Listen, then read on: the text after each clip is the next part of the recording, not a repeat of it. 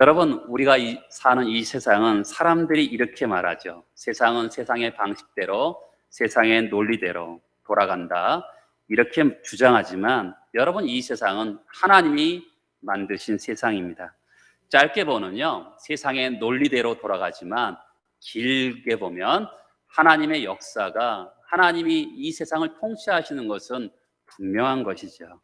여러분, 이 땅은 하나님의 것이죠. 이 만물과 이 세계와 역사는 하나님의 것입니다. 하나님이 분명히 이 땅을 이끌어 가실 때 하나님의 계획을 가지고 계시죠. 우리가 어느 때가 되면 하나님이 이 세상을 경영하시는구나 라는 것을 알게 될 것입니다. 그때가 되기 전까지는 하나님이 이 세상을 경영하시는가 라는 의구심이 들 때가 있는데, 때가 되면 선명하게 하나님께서 세상을 경영하시는구나, 통치하시는구나 라는 것이 분명하게 알게 되죠. 오늘 엘리야가 3년 가까운 세월에 숨겨져 있었습니다.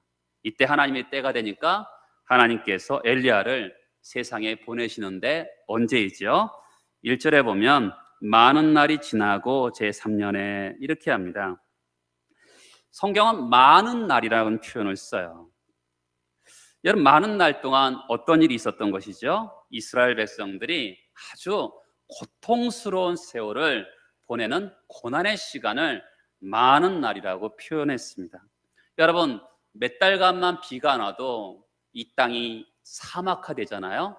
그런데 3년 6개월 동안, 아니 또 3년 동안 비도 이슬도 내리지 않았습니다.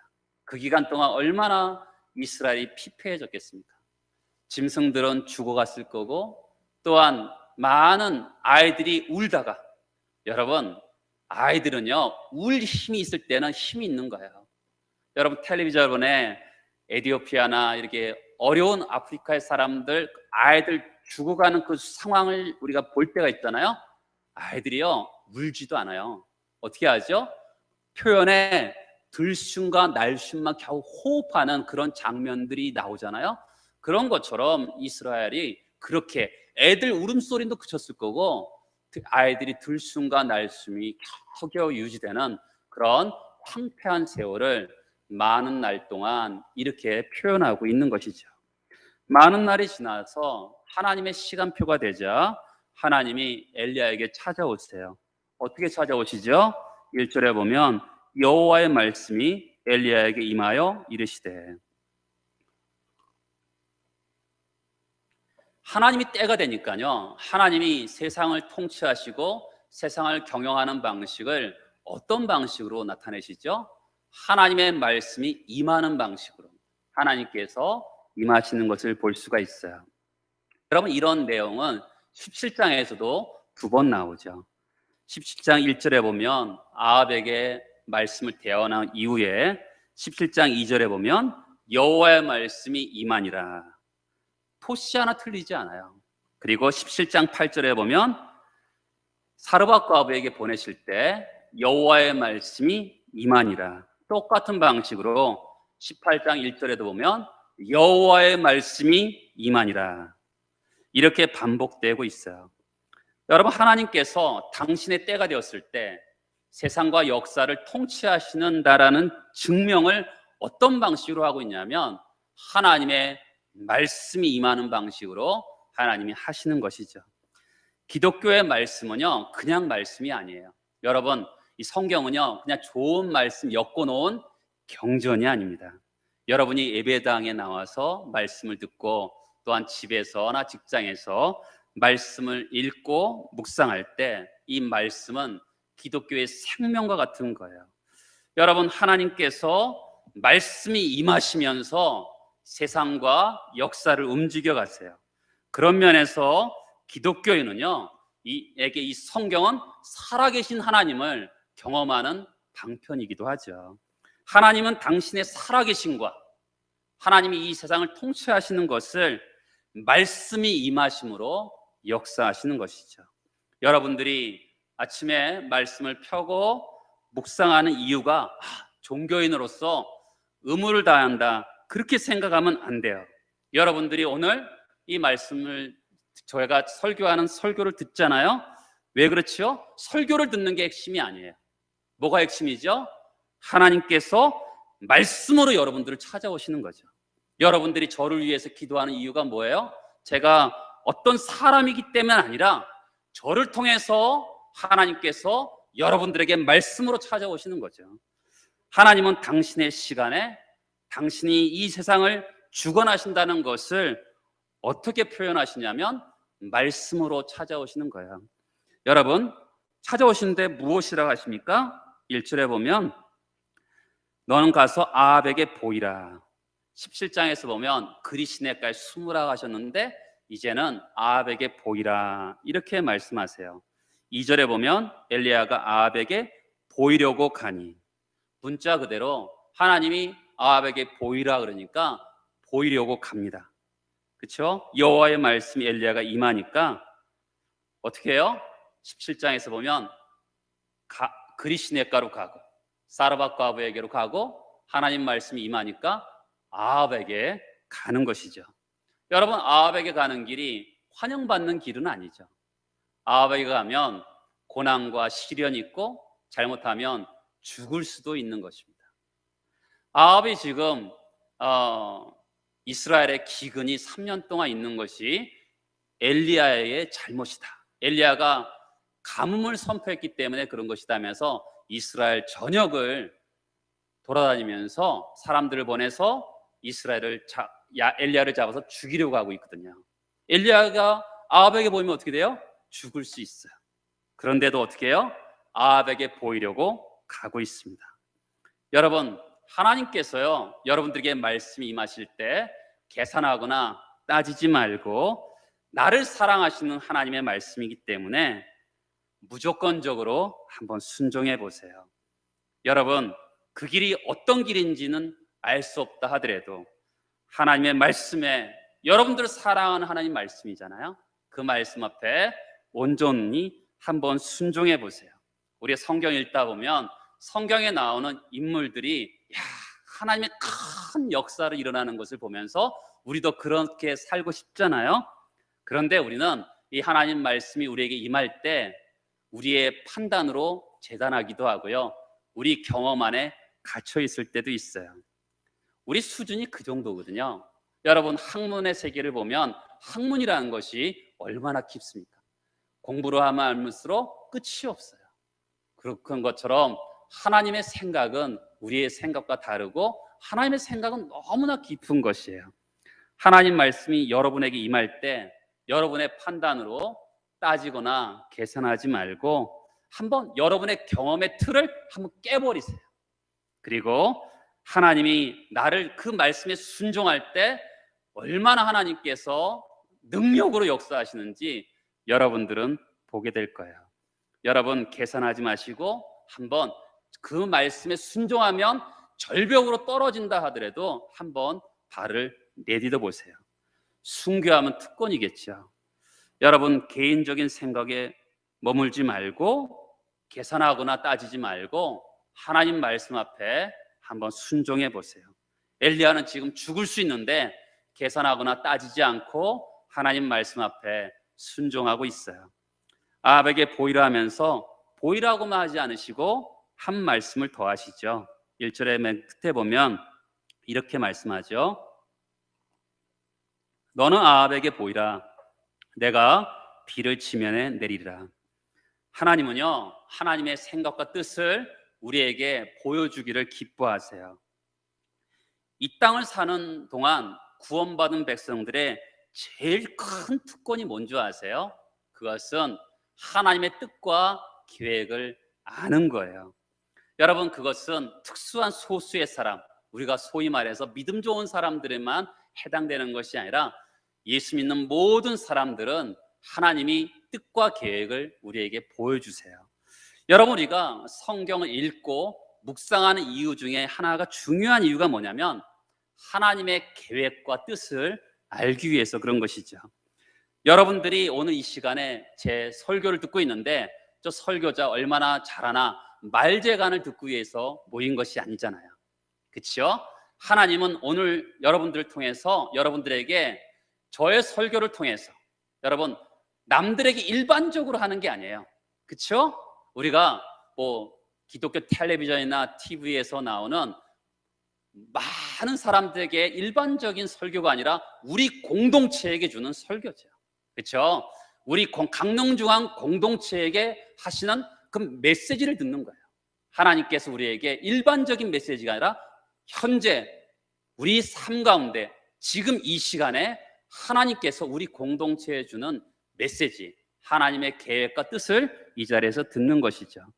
여러분들에게 하나님 말씀이 임할 때 하나님의 말씀을 순종해 보세요. 그러면 하나님은 항상 하나님의 뜻과 계획을 가르쳐 주시는 거죠. 창세기 18장에 보면 소돔과 고모라 성을 향해서 가시던 주님이 아브라함에게 만나서 이렇게 말씀하시죠. 내가 하려는 것을 아브라함에게 숨기겠느냐. 여러분, 이 말씀 굉장히 좋은 말씀이고 기도의 시간에 굉장히 좋게 기도할 수 있는 말씀이에요. 여러분 생각해 보세요.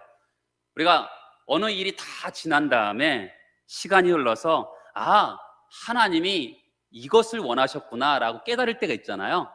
그런 거 말고, 그렇죠? 그런 거는 누구나 할 수 있어요.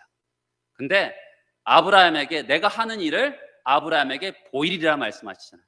그런 것처럼 하나님, 저도 다 일이 다 끝난 다음에 이것은 하나님이 이렇게 원하셨구나, 그런 거 싫고요. 하나님, 그 일이 이루어지기 전에 하나님과의 뜻과 계획을 저에게 보여주세요. 여러분, 이 기도는 정말 좋은 기도겠죠. 그렇잖아요. 하나님이 그렇게 하신다고 성경은 이야기하고 있어요. 아모스에 보면 이렇게 되어 있죠. 자기의 비밀을 그 종 선지자들에게 보이지 아니하시고는 결코 행하심이 없으리라. 하나님이 항상 무엇을 하고 싶을 때요, 하나님의 종들에게 보이신다는 거죠. 그 계획과 뜻을 보이신다는 거죠. 여러분들이 말씀을 펼 때마다 기대하셔야 돼요.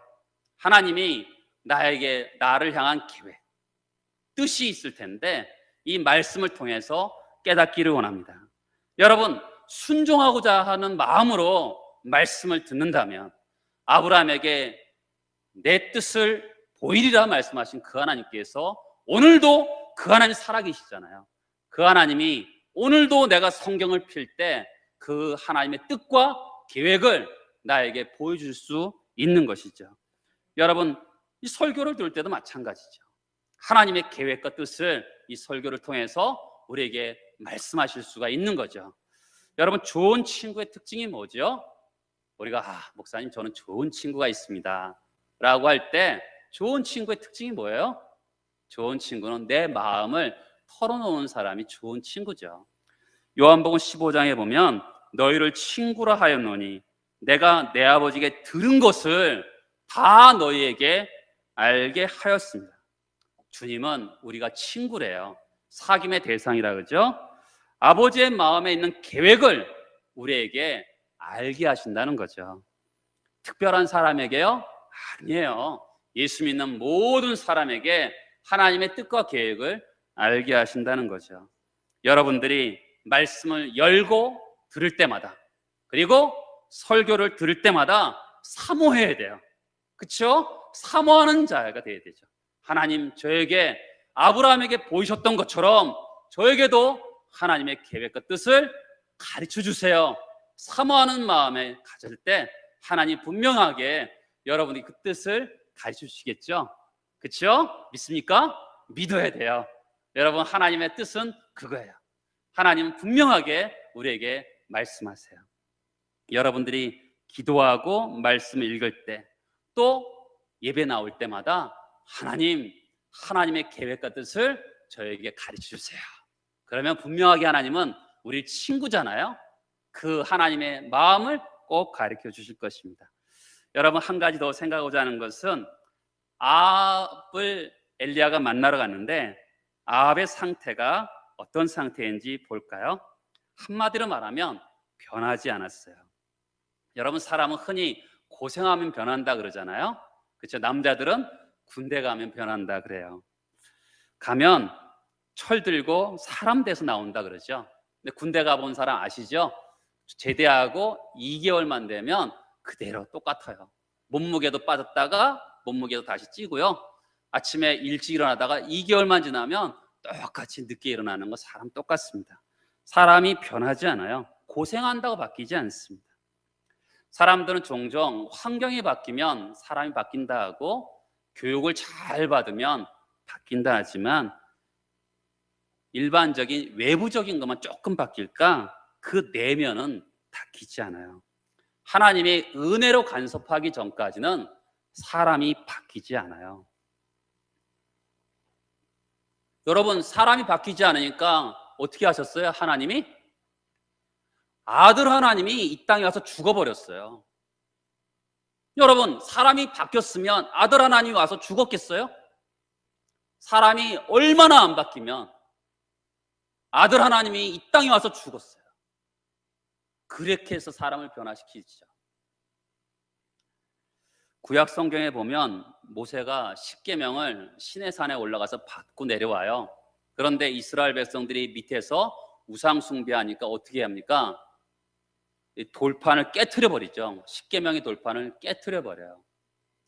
성질머리 진짜 나쁘죠. 그런데 여러분, 성경에서 모세의 성질을 하나님 책망하지 않았어요. 그것은 모세의 성질을 못돼 먹었다라고 표현하는 게 아니죠. 그러면 십계명을 깨트렸다라는 것은 어떤 상징이 있을 거예요. 그렇죠? 어떤 상징을 가지고 있을까요? 그 십계명의 돌판에서 새겼어요. 지워지지 않고 아주 확연한 그 돌판에다 새겼는데 돌판을 깨트려 버려요. 그럼 돌판보다 더 단단한 게 뭐라는 거죠? 인간의 마음이라는 거죠. 거듭나지 않은 인간의 마음이 더 단단하다는 것을 돌판이 깨트리면서 우리에게 보여주는 상징적인 의미라고 볼 수가 있어요. 여러분과 저는 어떻게 변할 수 있죠? 아들 하나님이 죽어야지만이 변할 수 있는 인간들이에요. 출애굽 당시에 애굽 왕 바로, 그래서 이렇게 보면 불쌍해요. 그렇죠? 재앙을 10번이나 당하는데도 그때마다 항복을 해요. 근데 그는 변하진 않았어요. 너무 고통스러우니까 어떻게 해요? 조금 힘이 빠졌을 뿐이에요.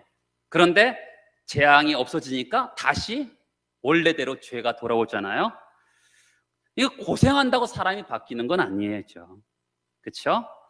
3년의 동안 재앙이 있었어요. 그런데 아합은 전혀 바뀌지 않았습니다. 바뀌지 않은 증거를 2가지 정도 생각해 보려고 해요. 17절을 볼까요? 아합이 그에게 이르되 이스라엘을 괴롭게 하는 자여 너냐. 엘리야를 만나자마자 대번에 하는 말이 이스라엘을 괴롭게 하는 자여 너냐 이렇게 얘기해요. 여러분, 사람은 첫 마디가 그래요. 3년 만에 처음 봤거든요. 3년 동안 엘리야를 향해서 어떤 마음을 품었던 것이죠? 지금 여러분, 아합 시대는 처음에 굉장히 잘 살았어요. 부강한 나라였습니다. 너무너무 잘 살았어요. 뭐라고 생각했겠어요? 바알이 축복하셔서 너무 잘 산다고 생각했던 거죠. 그런데 엘리야가 보기에 이게 아니라고 생각했던 거죠. 하나님이 정말 살아계시고 신명기에 보면 죄악에 빠지면 우상 숭배하면 하늘에서 비를 거둔다 하셨는데 하나님 정말 살아계시다면 그 약속의 말씀을 붙들고 엘리야가 기도하죠. 하나님, 비가 내리지 않기를 원합니다라고 기도했어요. 비가 그렇게 기도하자마자 비가 그쳤거든요. 그렇게 잘 살던 북쪽 이스라엘이 지금 황폐해지기 시작했어요. 그러니까 아합이 보기에는 엘리야가 북쪽 이스라엘을 괴롭게 하는 자라고 생각했던 거죠. 여러분, 성경에 보면 괴롭게 하는 자라는 표현이 나오는 게 또 어디냐면 여리고성에서 아간이 훔쳤잖아요. 그때 여호수아가 괴롭게 하는 자라는 거예요. 죽어 마땅한 자라는 거죠. 표현을 정확히 표현하면. 근데 여러분, 아합은 원래 자기 자신을 돌아볼 필요가 있지 않아요? 이게 왜 기근이 발생했나? 신명기에 보면 말씀에 비춰보면 우상 숭배하면 비가 그친다 했는데 그것 때문이 아닌가? 이렇게 자기 자신을 돌아봐야 되는데 엘리야를 만나자마자 어떻게 해요? 자기 탓을 하지 않고 남 탓을 하는 것이죠. 그렇죠? 여러분, 오늘 말씀 18절 잘 보세요. 여호와의 명령을 버렸다라고 하고 있거든요. 창세기 3장에서 보면 아담이 이렇게 표현하죠. 죄를 지은 다음에 하나님, 저 여자 때문에 제가 죄를 지었습니다. 하나님 아시죠? 여자 이기는 남자 봤습니까? 제가 가정의 화목을 위해서 어쩔 수 없이 먹었습니다. 이렇게 얘기하는 거예요. 원래 어떻게 얘기했죠? 내 뼈 중에 뼈요, 살 중에 살이라고 막 노래하면서 춤추며 그런 아내를 향해서 저 여자 때문에 그랬습니다. 언제 그랬어요? 하나님 말씀을 순종하지 않은 다음에 남 탓을 하는 거예요. 여러분, 하나님의 말씀에 순종하지 않을 때는요, 남 탓을 합니다. 그런데 하나님 말씀에 순종할 때는 어떻게 하는 줄 아세요? 이사야 선지자가 어떻게 해요? 오라, 그렇죠? 화로다. 내가 망하게 되었습니다. 나는 입술이 부정한 자다. 하나님 말씀에 순종하고자 하면 자기 탓을 해요. 그렇죠? 하나님 말씀에 불순종하면 남 탓을 하는 겁니다. 굉장히 중요해요. 여러분, 먼저 나의 들보를 보는 거죠. 남의 티끌을 보기 전에 먼저 나의 들보를 보는 거예요. 그러니까 정말 말씀에 순종하는 사람은 남 탓을 하기 전에 자기 탓을 하는 거예요. 그렇죠? 그런데 말씀에 순종하지 않는 사람들은 특징이 뭐냐면 남 탓을 해요. 그렇죠? 여기 한국 사회가 그렇잖아요. 야당은 여당 탓을 하고 여당은 야당 탓을 하고 좌파는 우파 탓을 하고 우파는 좌파 탓을 하고. 여러분, 누구 탓을 해야 되는 거죠? 성경은 내가 잘못했습니다 그래야 되는 거거든요. 그렇죠? 근데 지금 아합은 3년 동안 고생했어요. 죽을 고생을 합니다. 그런데도 변하지 않아요. 변하지 않고 남 탓을 합니다. 또 변하지 않은 모습을 5절에서 보여주고 있어요. 아합이 오바댜에게 이르되 이 땅의 모든 물 근원과 모든 내로 가자. 혹시 꼴을 얻으리라. 그리하면 말과 노새를 살리리니 짐승을 다 잃지 않게 되리라. 지금요, 기근일 당해서 많은 사람들이 죽어가고 있는 이 시대예요. 황폐합니다. 너무너무 힘든 시기를 살아가고 있는데, 그럼 왕은 누굴 돌봐야 되죠? 백성을 돌봐야 되죠. 근데 관심이 지금 뭐에 있어요? 말과 노새와 짐승에 있어요.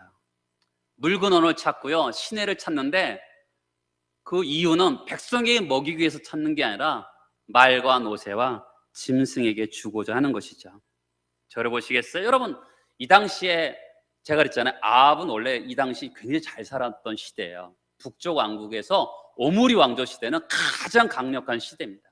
그런데 지금 그때 돈이 많을 때 어떻게 했겠어요? 수많은 병거가 있어요. 수많은 병거.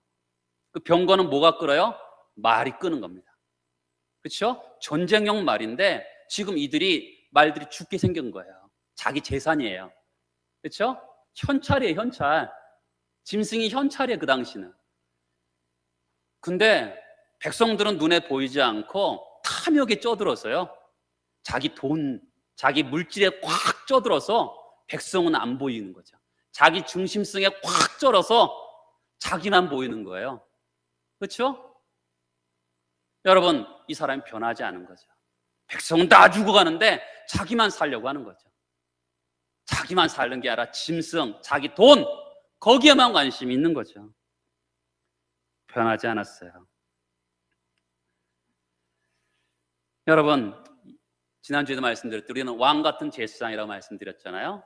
왕 같은 제사장은 뭡니까? 이웃의 아픔을, 나의 아픔을 가지고 나의 아픔으로 여기고 하나님 앞에 나아가는 거죠. 자기 중심성에, 탐욕에, 돈에 꽉 쩔은 사람이 누구를 위해서 기도하겠어요? 그렇죠? 근데 아합의 관심은 지금 죄를 떠나는 데 관심이 없어요. 그래서 엘리야를 보고 이스라엘을 괴롭히는 자여 너냐라고 했는데 엘리야는 뭐라고 대답하죠? 18절에 보면 그가 대답하되 내가 이스라엘을 괴롭게 한 것이 아니라 당신과 당신의 아버지 집이 괴롭게 하였으니 이는 여호와의 명령을 버렸고 당신이 바알들을 따랐습니다. 지금 기근이 온 이유는 당신과 당신의 아버지 오므리의 죄 때문입니다. 그 죄를 두 가지로 얘기하고 있죠. 뭐라고 하죠? 첫 번째는 여호와의 명령을 버렸고, 두 번째는 바알들을 따랐습니다. 이렇게 이야기하고 있어요.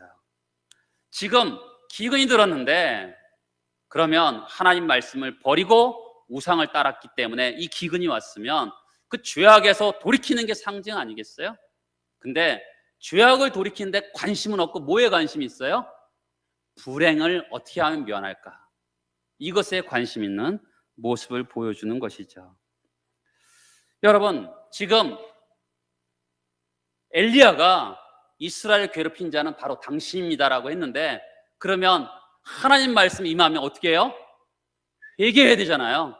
여러분, 성경에 보면 다윗이 우리아를 죽이고 우리아 아내를 강간한 다음에, 그때 나단 선지자가 찾아와서 당신이 그 죄인이다 할 때 그가 울면서 하나님 앞에 기도하잖아요. 회개하잖아요. 사도행전에서 보면 예수 그리스도를 죽인 사람들이 바로 당신입니다라고 할 때 어찌할꼬 하면서 그들이 회개하잖아요. 그런데 아합은 전혀 회개하지 않아요. 돌덩이처럼 굳어져 있는 모습을 볼 수가 있는 거죠. 잠언서에 보면 미련한 자를 곡물과 함께 절구에 넣고 공의로 찌을지라도 그의 미련은 벗겨지지 아니하리라. 죄로 인한 악함, 미련함이 있는데 강팍한 상태에 있어요. 그래서 절구통에 넣고 공의를 찌는데도 미련함이 벗어지지 않는다는 거죠. 공의로 찌어도 악함이 벗어지지 않는 것이, 그리고 계속 악한 일을 한다는 이야기입니다. 에레미야 17장에 보면 만물보다 심히 부패한 것이 인간의 마음이라고 이야기하고 있어요. 우리는 이 세상이 부패하다고 생각하잖아요. 그러나 그 부패한 이 세상보다 더 부패한 것이 인간의 마음이죠. 여러분, 이렇게 탄식해 본 적이 있나요? 최근에 있나요? 기도의 순서에 따라 죄를 자복하는 것이 아니라 하나님, 나 같은 인간도, 나 같은 죄인도 하나님이 받으셨군요, 이러면서 고백해 보신 적이 있습니까? 시편 51편에 보면 내가 죄악 중에 출생하였으며 어머니가 죄 중에 나를 잉태하였나이다. 여러분, 인간 이해에 대한 악권이에요. 인간은 죄악 중에 어머니 모태로부터 태어나기 이전부터 죄인이라고 성경이 말해요. 내 죄가 항상 내 앞에 있다고 합니다. 여러분, 그러면 어떻게 되죠? 하나님의 은혜를 구해야 되죠. 그렇죠? 하나님 용서를 구해야 되는 것이죠. 이것이 시편 51편의 이야기인데, 여러분들은 이 기도를 언제 해보셨어요? 하나님, 저는 죄인입니다. 그냥 말로만 하는 것이 아니라 정말 깊은 내면에서 들려오는 성령의 음성을 듣고서, 하나님, 저는 정말 죄악 중에 태어났고 내 죄가 항상 내 앞에 있습니다. 하나님, 어찌하면 좋겠습니까? 정말 이 같은 죄인도 저를 사랑하셨군요. 이렇게 토설해 보신 적이 언제입니까? 주나의 피난처라는 책을 쓴 코리 텐붐이라는 분이 어렸을 때, 10살 때 인도의 성자였던 썬다싱을 만난 적이 있습니다. 인도의 성자였던 썬다싱이 코리 텐붐이 살고 있는 곳을 찾아왔는데 그렇게 만나고 싶어 했는데 결국 만나게 되었어요. 그래서 질문을 합니다. 선생님, 당신에게 일어난 엄청난 기적들이 왜 나에게는 일어나지 않을까요? 그때 썬다싱이 이렇게 얘기해요. 네가 기적이란다. 너 자체가 기적 중에 기적이란다. 여러분, 우리는 하나님을 거절하는 본성이 있거든요. 근데 어느새 하나님을 아버지라 부르고 하나님을 가까이 한 것이 기적 중에 기적인 것이죠. 여러분, 산이 쪼개지고 바다가 갈라지는 것이 기적이 아니라 정말 거울을 보면서 우리 자신을 대단하게 봐야 돼요. 예수 그리스도께서 나를 사랑하시는 것도 대단한 거지만 그 사랑을 받아들인 나도 대단한 거예요. 그렇죠? 아합이란 이 인간은 받아들이지 않아요. 하나님이 말씀하셨는데도 받아들이지 않아요. 마음이 강팍하니까. 그런데 예수 그리스도의 그 보혈 앞에서 우리가 내가 죄인이구나라고 하면서 받아들였잖아요. 그게 은혜죠. 여러분들이 그 은혜에 감사하면서 이번 주도 다시 살아가면서 이 세상의 수많은 사람들도 하나님을 바라고 그들도 하나님을 만나기를 소망하며 살아가는 여러분 되시기를 예수 그리스도의 이름으로 축복합니다. 우리 기도하겠습니다. 오늘 말씀 제가 사실 두 가지를 전한 거예요. 말씀이 임하고 그 말씀이 나에게 보이기로 원하는 첫 번째 부분과 아합을 통해서 인간이 죄인이라는 것. 그렇죠? 변하지 않아요. 예수 그리스도 죽어야지 변하는 인간들입니다. 하나님 저를 항상 그래서 하나님 앞에 기도해야 되는 거예요. 하나님 깨어 있어야 되는 거죠. 기도하겠습니다.